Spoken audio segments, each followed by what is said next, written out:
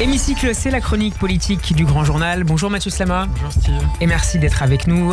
Mathieu, vous revenez cette semaine sur les déclarations d'Emmanuel Macron, lundi soir évoquant la possibilité d'envoyer des troupes en Ukraine face au durcissement de la Russie. Le chef de l'État assez isolé sur cette question, l'Allemagne notamment affichant sa réticence à une telle initiative. En France, la question a suscité un vif débat. Mais selon vous Mathieu, cette polémique cache l'essentiel. Oui, en fait... Je dirais que les propos d'Emmanuel Macron ne sont pas si graves parce qu'en réalité, il évoque un des scénarios possibles et en effet, c'est quelque chose qu'on ne peut jamais écarter. Mais enfin, cela reste une faute diplomatique pour 3 raisons. La première, c'est que ce n'est pas ce que demande l'Ukraine.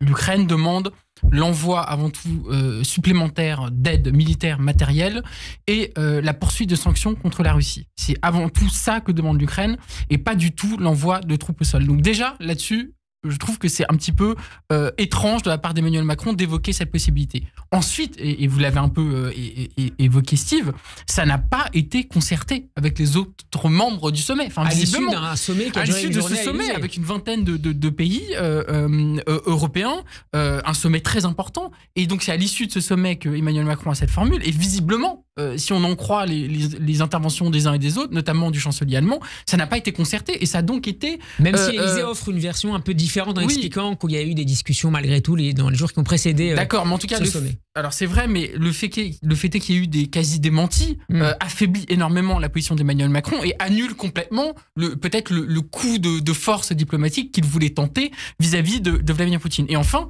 à mon sens, ça masque, encore une fois, et ça revient à ce que je disais précédemment, la seule urgence qui est celle qui est la nôtre aujourd'hui, c'est-à-dire comment on débloque de l'aide militaire matérielle supplémentaire vis-à-vis de l'Ukraine et comment on trouve des nouveaux moyens de sanctionner la Russie.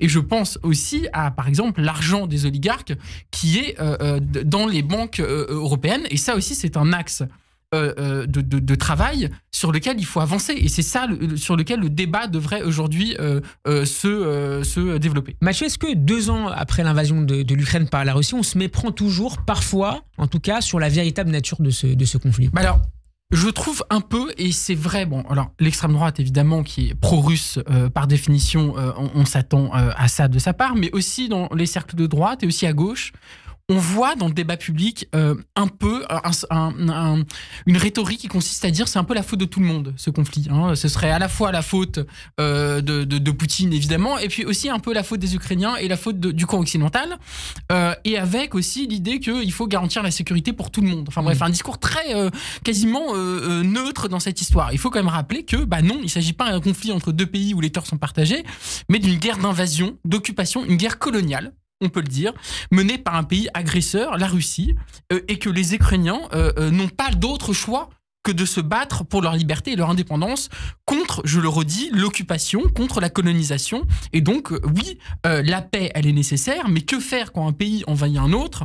Est-ce qu'il faut demander à l'Ukraine de déposer les armes, d'accepter la colonisation d'une partie de son territoire ? Donc la gauche fait du en même temps ? Et une partie de la gauche, en effet, a tendance à être un petit peu, à trahir en quelque sorte son internationalisme dans cette histoire, en oubliant que l'un des combats majeurs qu'on doit mener, surtout quand on est de gauche, c'est la liberté des peuples à disposer d'eux-mêmes. Et c'est aussi la lutte contre toute opération qui serait coloniale, et c'est le cas en l'occurrence en Ukraine. Et ça, en effet, autant de la part de l'extrême droite, on est habitué à ce type de discours, mais venant d'une partie de la gauche, il me semble qu'il y a là quand même... par les réactions des communistes, alors, il y a notamment hier. Alors, oui et non, c'est-à-dire qu'il y a encore une fois ce qu'on pourrait appeler le campisme. On est d'un côté ou de l'autre, et en l'occurrence, il y a une tradition anti-américaine à gauche, anti-OTAN, qui a amené certains, je pense à Jean-Luc Mélenchon, mais aussi à d'autres, à avoir un discours plus qu'ambigu vis-à-vis de Vladimir Poutine et vis-à-vis de la Russie. Alors évidemment, ce discours a un peu évolué depuis février 2022 et le début de la guerre d'invasion de Vladimir Poutine. Mais enfin, encore aujourd'hui, je trouve qu'il y a quand même, chez certains à gauche, un certain relativisme par rapport à ce qui est en train de se dérouler en Ukraine, et aussi quelque part une certaine trahison de l'internationalisme. Et quand j'entends certains à gauche dire que il faut faire attention à l'aide à l'Ukraine, que ça va encore plus affaiblir notre économie, etc. Je trouve qu'il y a là un nationalisme qui ne correspond pas du tout à l'ADN progressiste et internationaliste de la gauche. Est-ce que ce dossier ukrainien va, selon vous, Mathieu Slama, dominer en partie la prochaine campagne pour les européennes du mois de juin prochain? Eh bien, moi, je l'espère sur 2 plans. D'abord, on l'a dit, le plan de l'aide militaire matérielle à l'Ukraine pour qu'elle continue et qu'elle gagne cette guerre, mais sur un autre plan aussi.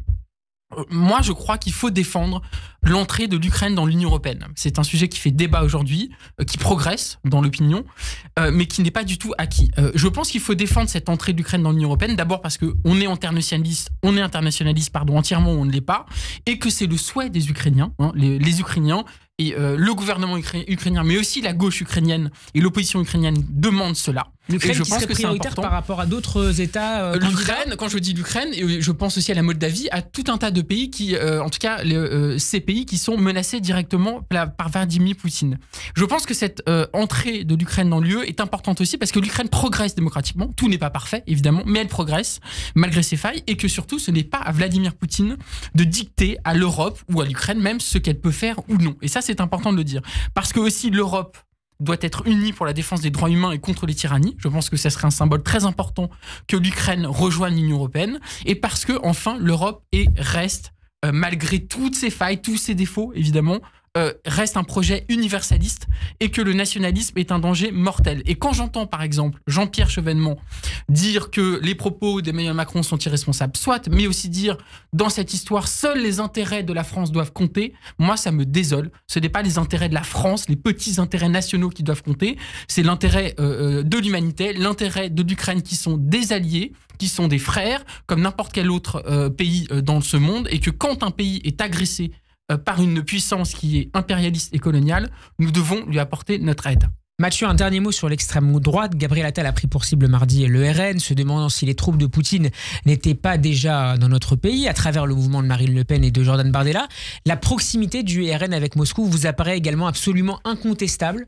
Oui, alors Gabriel Attal a eu un discours très fort que je salue, une fois n'est pas coutume, et qui a rappelé quand même ce fait qui est que depuis des années, le Rassemblement national appelle à une alliance renforcée avec la Russie, y compris une alliance militaire, que le Rassemblement national a des liens économiques importants avec la Russie, et qu'enfin, depuis février 2022, il y a eu un changement dans les discours, mais est-ce qu'il y a eu vraiment un changement de doctrine? Sur le fond, non, puisque le Rassemblement national continue de dire il ne faut pas aider militairement l'Ukraine.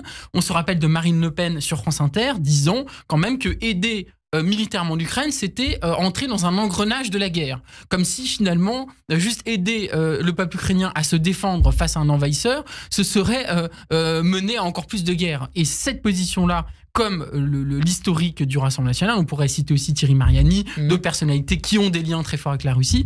Tout ça, évidemment, valide totalement le discours de Gabriel Attal et nous rappelle qu'il y a aussi une proximité du Rassemblement national idéologique avec Vladimir Poutine. Vladimir Poutine est soutenu idéologiquement par toutes les extrêmes droites du monde entier.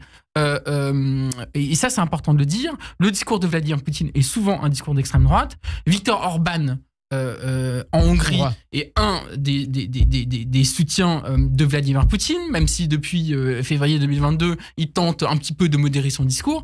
Donc, c'est important de dire que idéologiquement, il y a une proximité entre les extrêmes droites et entre Vladimir Poutine sur les questions de société, sur le conservatisme, sur le nationalisme et sur la dimension guerrière et populiste aussi du pouvoir du Kremlin. Donc, Mathieu Slama, tous les jeudis après-midi dans le Grand Journal. Merci Mathieu d'avoir été avec nous. À la semaine prochaine. Merci Steve.